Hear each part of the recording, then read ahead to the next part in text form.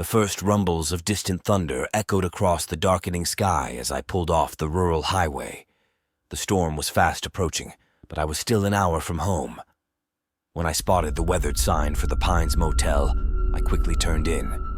The gravel parking lot was empty except for a muddy pickup truck. Glancing at the derelict row of rooms, I considered just waiting out the storm in my car, but the wind was already howling fiercely. Reluctantly, I went to the office. Inside was dim and cluttered with stained furniture.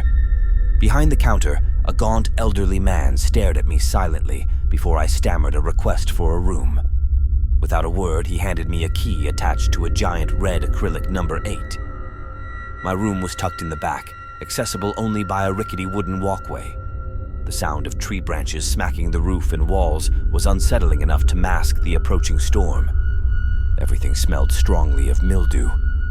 After bolting the door, I inspected the room closer.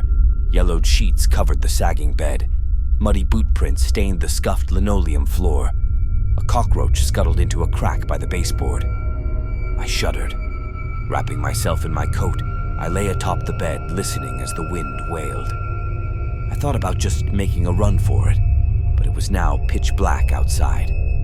Just then, the power flickered out, plunging me into darkness. I fumbled for my phone and turned on the flashlight, my only illumination now. The thunder was directly overhead, rattling the entire room. I paced the floor anxiously, phone clasped tight. Then came a loud bang against the front door, making me jump. Heart racing, I peered through the peephole but saw only pitch darkness. Just tree branches, I told myself. But then, another bang, sharper this time. I stumbled backwards, stifling a scream. Someone was out there in the storm trying to get in. I huddled in the corner behind the bed, clutching a rusty table lamp, my only potential weapon. The banging continued relentlessly against the cheap hollow door. Any minute now they would be inside. Suddenly the power surged back on, the lights flickering eerily. Had the intruder left? Gripping the lamp, I approached the door slowly. Peering out, I saw the wooden walkway was now deserted, swaying from the wind. I sank to the floor in relief. Still, sleep did not come easy. I sat vigil near the door until dawn's first light. I drove away from the Pines Motel as dawn's first light crept over the horizon, grateful to escape after the harrowing night.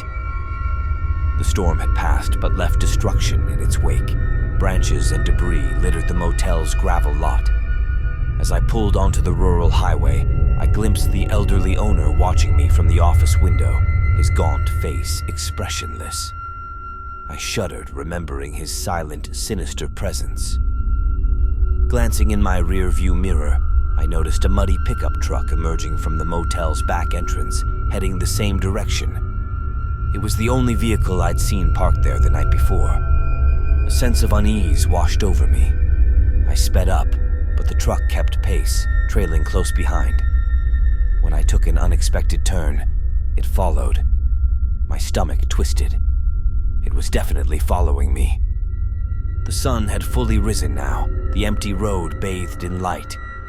I should have felt safe, but my fear intensified. I didn't have enough gas or cell service to try and outrun them. Up ahead, I spotted flashing lights, a sheriff's car parked at a gas station. I pulled in sharply, laying on the horn. The deputy approached, one hand on his holster. The pickup zoomed past without stopping. I tried to explain what happened, but they found no evidence of foul play upon investigating the motel.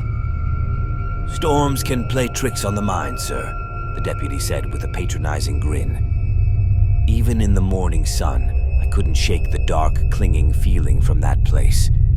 What sinister secrets were hidden within that isolated motel, and who was after me? I'll never know what would have happened if I hadn't spotted help, but the not knowing will haunt me far longer than that night ever could.